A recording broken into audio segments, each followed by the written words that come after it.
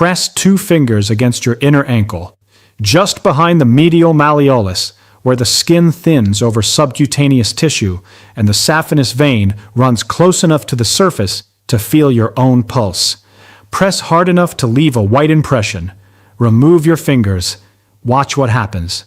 If the skin rebounds in under a second, your lymphatic system is clearing interstitial fluid from that tissue at something approaching its designed rate.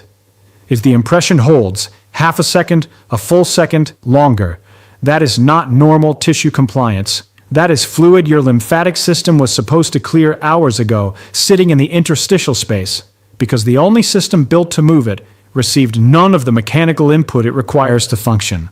Hold that observation. It is the most important measurement you will take today. Now look at your face. Not the face you carry in memory, the face actually present in the mirror right now. The puffiness beneath the orbital rim. The heaviness settled along the mandibular border. The slight desaturation in skin tone that was not there at 35 or 40 or even 45, and that nobody has explained to you in terms that made mechanical sense. You have been told this is aging, that the face past 50 simply looks this way, that the timeline is genetic and the trajectory is fixed, and there is a particular dignity in accepting what time does to the body. That explanation is almost entirely wrong. The reason it is wrong begins with a system your body has been running, or more precisely, barely running, for 3 decades without anyone telling you what it needs. Your body produces 2 to 4 liters of interstitial fluid every single day. Fluid that exits arterial capillaries under hydrostatic pressure, bathes every cell in every tissue, delivers oxygen and molecular substrate, and collects the metabolic waste that cellular activity continuously generates: lactate, degraded proteins, inflammatory mediators, cellular debris from the ordinary turnover of tissue that simply being alive produces. Threading through that waste is something the longevity literature has only recently identified as a primary accelerant of visible aging. Senescent cells. Cells that have entered irreversible growth arrest. They no longer divide, they no longer contribute to tissue maintenance, and they do not sit quietly in their arrested state. They secrete, continuously, a cascade of pro-inflammatory cytokines, matrix metalloproteinases, and growth factors that researchers collectively term the senescence-associated secretory phenotype. SASP. The molecular equivalent of a smoldering fire in the structural wall of a building. The senescent cell is not merely unproductive. It actively degrades the healthy architecture surrounding it through unrelenting inflammatory signaling that accelerates senescence in neighboring cells, creating an expanding radius of tissue dysfunction. All of this, metabolic waste, the senescent secretome, the accumulated molecular noise of a full day of cellular activity, must be cleared daily. The system responsible is the lymphatic system. And unlike every other major circulatory system in the human body, the lymphatic system has no pump, not a weaker pump, not a secondary pump, none. The cardiovascular system has the heart, 4 chambers, 100,000 contractions per day, 60,000 miles of vessels, mechanical precision your body constructed before you were born. The lymphatic system has nothing equivalent. It was designed, anatomically, evolutionarily, mechanically, to move through 3 inputs only: skeletal muscle contraction, compressing vessel walls from outside; gravitational assistance when anatomy positions fluid favorably; and the thoracic pressure oscillations generated by full diaphragmatic breathing. Modern sedentary life has throttled all 3 simultaneously. The infrastructure, traced anatomically, is specific and consequential. Every lymphatic collecting vessel in the human body is lined with passive bicuspid valves, spaced every 6 to 20 millimeters along its length. These valves open in one direction only, and they open only when a pressure differential drives fluid through them. They do not pump, they permit. The flow must be generated externally, by muscular contraction, by gravity, or by intrathoracic pressure changes that deep breathing produces. Without one of those three inputs, the valves sit closed. The fluid sits with them. The saphenous lymphatic trunks ascend from the foot to the inguinal ligament along the medial surface of each leg, the primary drainage channels for the entire lower extremity, sending interstitial waste upward through valved vessels against the continuous pull of gravity. These trunks drain into the cisterna chyli, a collecting cistern approximately 4 centimeters long, sitting posterior to the abdominal aorta at the vertebral level of L1 to L2. Every drop of lymphatic fluid from both lower limbs, the pelvis, and the abdominal viscera passes through this single structure before ascending. The entire lower body drains through a reservoir the length of your thumb. From the cisterna chyli, the fluid enters the thoracic duct, the central conduit of the entire system. 38 to 45 centimeters long, ascending along the anterior surface of the thoracic vertebrae to the left subclavian vein at the base of the neck, where lymph re-enters venous circulation. At its narrowest point, 2 to 3 millimeters in diameter, the width of a pencil lead, it handles 75% of your body's total daily lymphatic volume. This is not a peripheral drainage accessory. This is the primary waste clearance infrastructure of the human organism, running through a pipe 2 millimeters wide, with no pump, in a body that has spent 10 to 12 hours every day for 3 decades, providing none of the 3 mechanical inputs the system was designed to receive. The pipes are intact. The valves are functional. The system has not failed. It has been starved of mechanical signal. Consider what modern life has done to each input. Skeletal muscle contraction, the compressive pump each step, each squat, each movement generates against the lymphatic vessel walls embedded in surrounding fascia, has been eliminated from the majority of waking hours. Seated at a desk, the muscles of the lower extremity produce near zero compressive force on the saphenous trunks. 8 hours at a desk, 2 hours in a car, 2 hours on a couch, 12 hours in which the pump that was supposed to run continuously has been switched off. Gravitational assistance has been actively reversed. The lymphatic system evolved in a body that walked 6 to 10 miles daily, squatted for rest and work, and spent significant time in positions where the legs rose to or above heart level, positions in which gravity assisted lymphatic return. Every hour with legs at chair height places the saphenous trunks in maximum gravitational opposition. The system designed for gravitational assistance is contending with gravitational resistance continuously, without muscular compensation, for 12 hours per day. The thoracic duct traverses the thoracic cavity, the same space compressed and released by the diaphragm with every breath. On each full exhale, the ascending diaphragm compresses the duct and drives lymph superiorly toward the subclavian junction. On each full inhale, the descending diaphragm creates negative intrathoracic pressure that draws lymph from the cisterna chyli into the duct for the next compression cycle. Each breath is a complete pump cycle, draw and drive. Shallow accessory muscle breathing moves the diaphragm 1 to 2 centimeters per cycle, instead of the 8 to 10 centimeters its full excursion provides. The thoracic duct receives a fraction of its designed compression amplitude. The pump that breathing was always supposed to provide is operating at 20% of its available stroke volume. 3 inputs, all 3 reduced simultaneously. For decades, the accumulation displayed on your face is not the work of time. It is the work of obstruction. The periorbital puffiness is interstitial fluid in the thin subcutaneous tissue surrounding the orbital rim. The skin of the lower eyelid, less than 1 millimeter thick, is the most visible window into lymphatic clearance efficiency your anatomy provides. Fluid that should drain into the deep cervical chain, through the submandibular nodes, into the jugular lymphatic trunk, is sitting in the periorbital space because the downstream system never received adequate pressure differential to move it.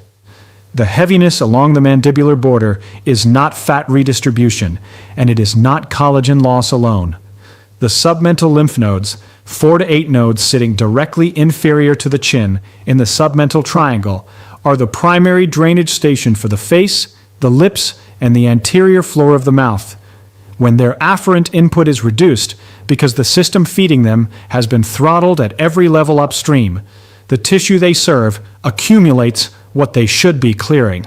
The heaviness is the backup. The desaturation in skin tone is obstructed substrate delivery at the dermal level.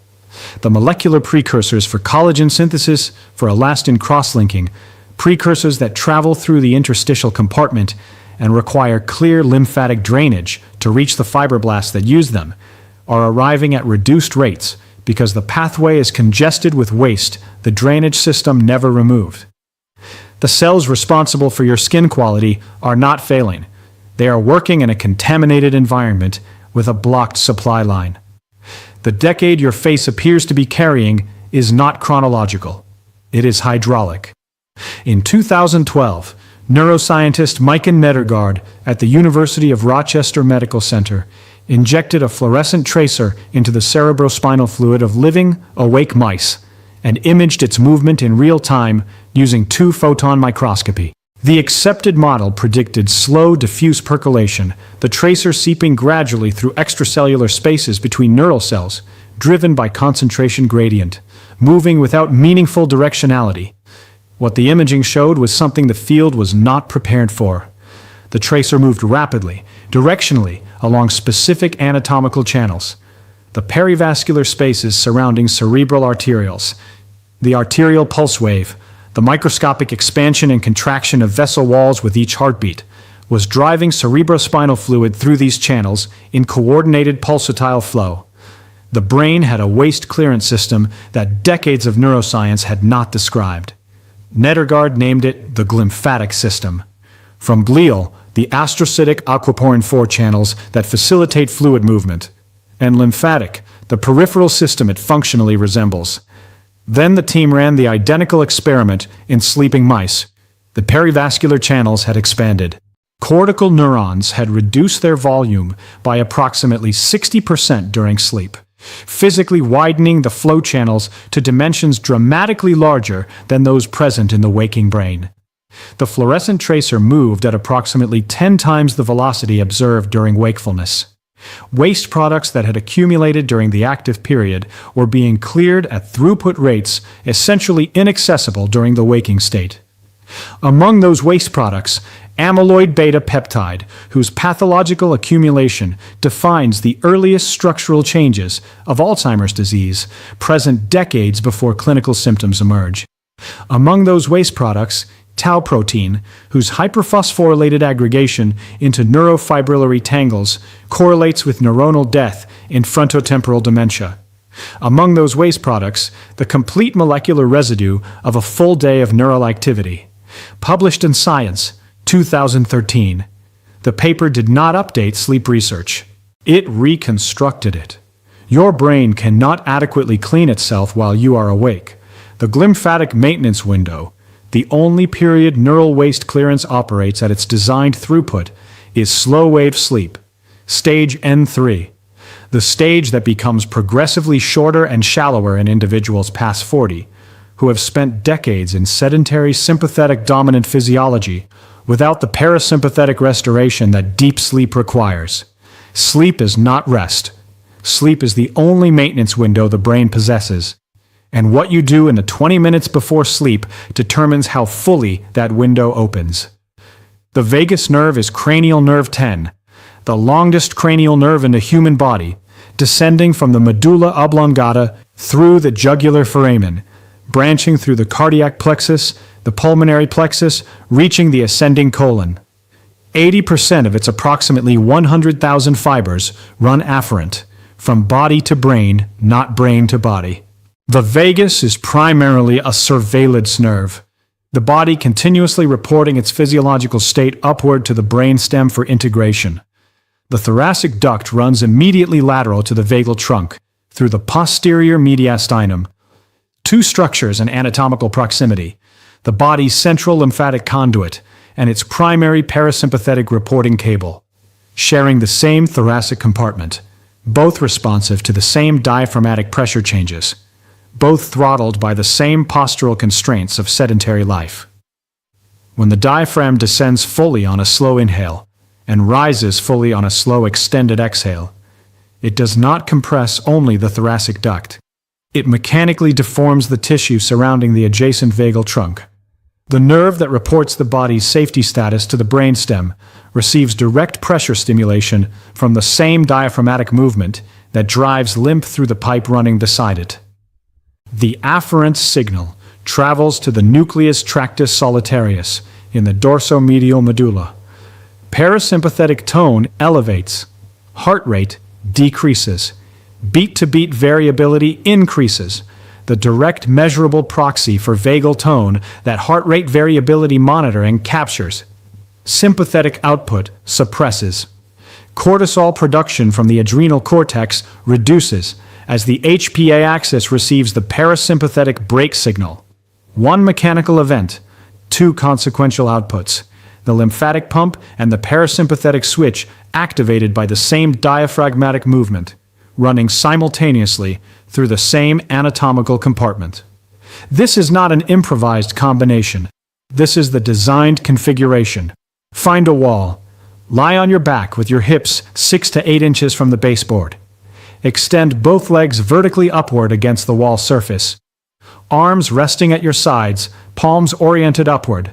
Close your eyes. Notice what begins immediately.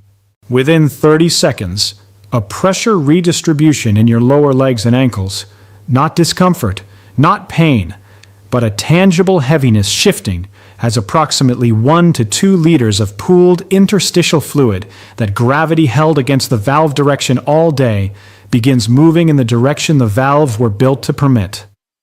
Downward now, toward the pelvis, toward the cisterna chyli, toward the thoracic duct, back toward venous circulation at the left subclavian junction. Your saphenous lymphatic trunks, which spent every waking hour fighting gravity to move fluid upward, are now receiving full gravitational assistance for the first time since you lay down last night. The passive bicuspid valves that require pressure differential to open are opening without muscular effort, without clinical apparatus, without anything except the reversal of the gravitational vector that was opposing them all day. Gravity is the first input. It begins at the moment your legs contact the wall. Now, inhale slowly through your nose, 4 counts. Let the belly rise as the diaphragm descends, not the chest, not the shoulders, not the accessory muscles that shallow breathing recruits when the diaphragm has been allowed to operate at a fraction of its range. Feel the lower rib cage expand laterally, the full 8 to 10 centimeters of available excursion, the stroke volume the system was designed to receive. Now, exhale slowly through your nose, 6 counts. Let the belly fall completely. Feel the diaphragm ascend, rising into the thoracic cavity, compressing the thoracic duct, running along the anterior surface of your thoracic vertebrae. Inhale draws lymph from the cisterna chyli into the duct. Exhale drives lymph superiorly toward the subclavian junction. Each breath is one complete pump cycle. In the inverted position, the thoracic duct lies approximately horizontal rather than vertical. Gravity assists rather than opposes lymphatic movement through it. The diaphragm compresses a duct that is now favorably oriented rather than fighting a vertical fluid column against its own weight. The system is receiving 2 of its 3 designed inputs simultaneously, gravity and diaphragmatic pumping, for the first time in your day. For many people, for the first time in years. By minute 3, the ankle tissue that held your fingerprint impression has begun returning its interstitial burden to the lymphatic vessels the position is now driving. Not because anything was added, because the mechanical signal the valves required to open was finally provided. By minute 6, if you were wearing a continuous heart rate variability monitor, the data would be moving. Beat-to-beat variation climbing, vagal tone elevating in real time as the extended exhale stimulates afferent fibers of the vagal trunk, running through the same thoracic compartment the diaphragm is compressing with every breath. By minute 8, the jaw releases, not because you decided to relax it, because the parasympathetic signal arriving at the nucleus tractus solitarius suppressed the sympathetic tone, holding the masseter, the temporalis, and the pterygoids in chronic low-grade contraction. The postural muscle tension that sympathetic dominance maintains as a readiness posture and never fully releases as long as the autonomic balance remains weighted toward breakdown. The shoulders drop, not because you told them to, because the scalenes and the upper trapezius, the accessory respiratory muscles that shallow breathing recruited continuously and never fully returned to rest, received the all-clear signal the autonomic shift produced.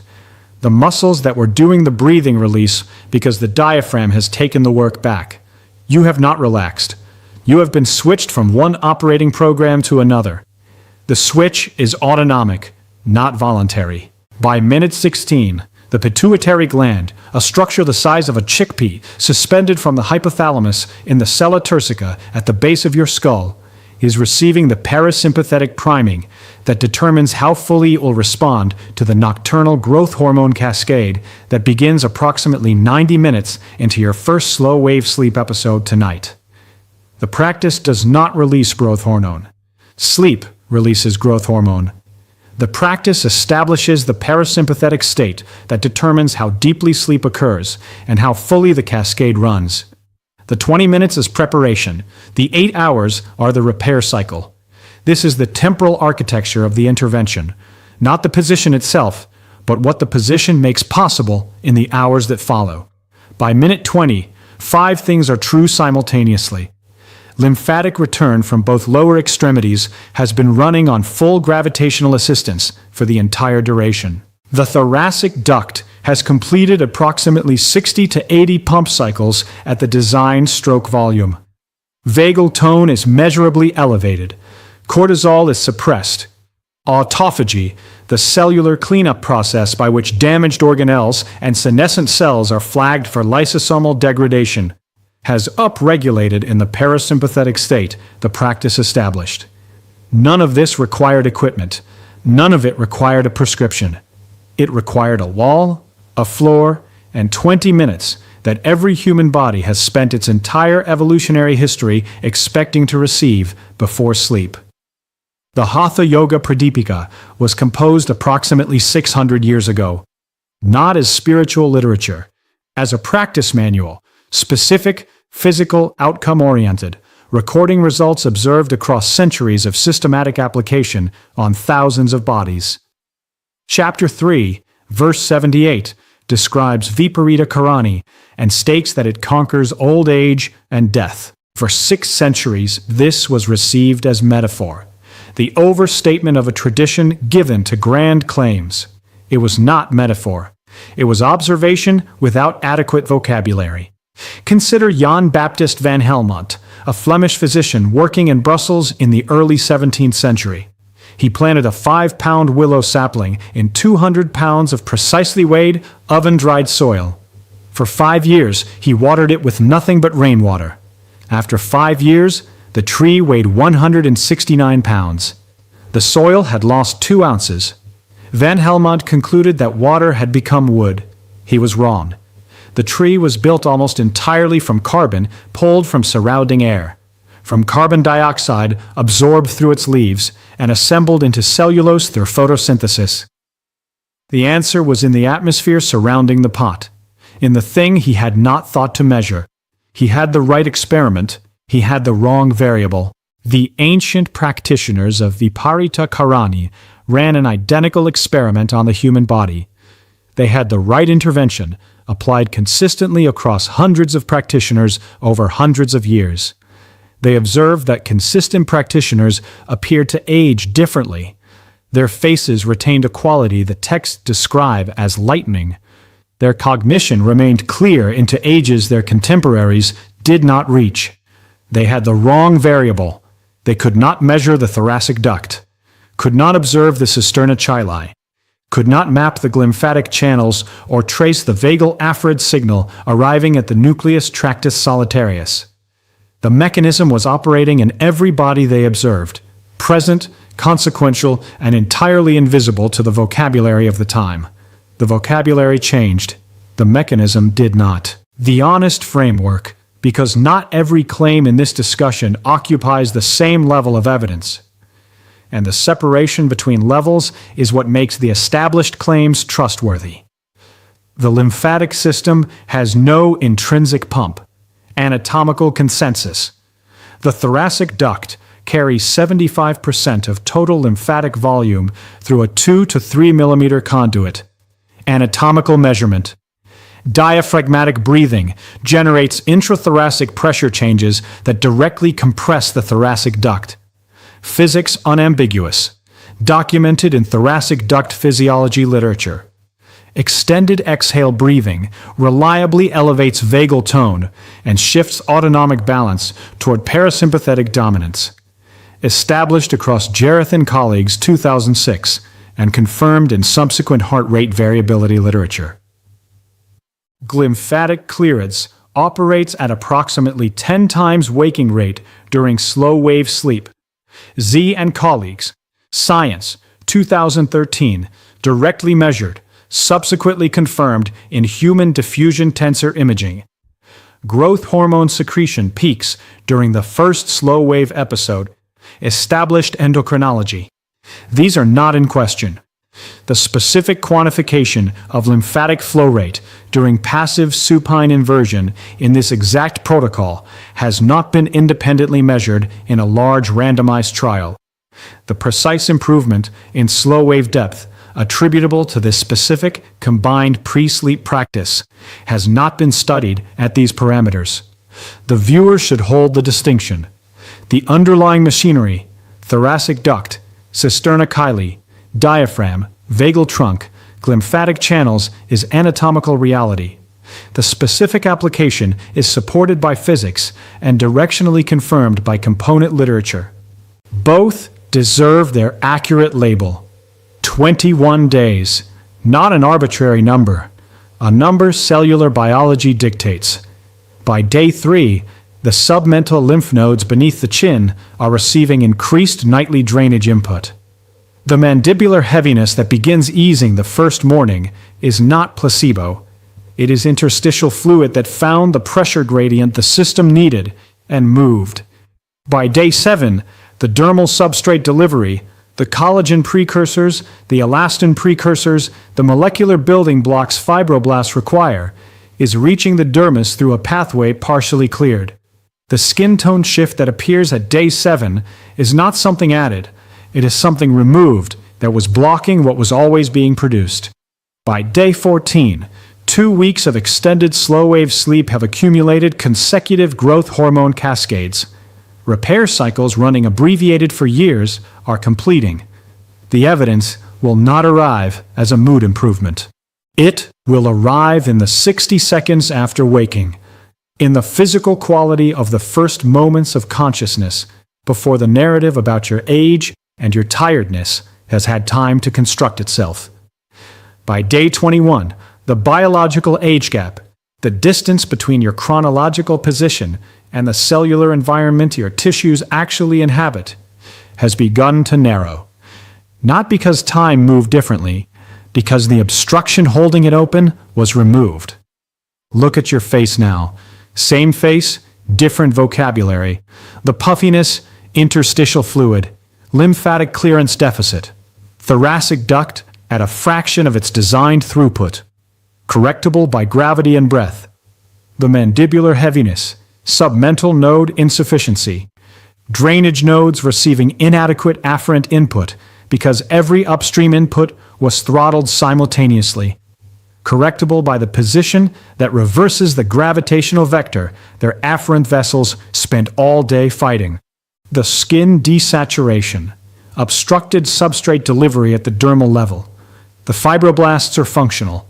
The precursors exist. The pathway was congested, correctable by clearance that 20 minutes of gravitational drainage initiates and 8 hours of parasympathetically primed slow-wave sleep completes. The morning fog, incomplete glymphatic clearance, a maintenance window opening late, closing early, running at reduced amplitude, correctable by the autonomic switch that extended exhale breathing in the inverted position reliably produces. None of it was the sentence of genetics on your timeline. None of it was the inevitable arithmetic of years on tissue. It was 3 mechanical inputs, all 3 throttled simultaneously for 30 years, in a body that was always capable of running its maintenance cycle if the inputs arrived. The wall provides the gravity. The breath provides the pump. The extended exhale provides the vagal signal. The slow wave sleep that follows provides the maintenance window that every night of your life was supposed to include. Find a wall, lie down, legs up, 4 counts in, 6 counts out, 20 minutes. The thoracic duct does the rest.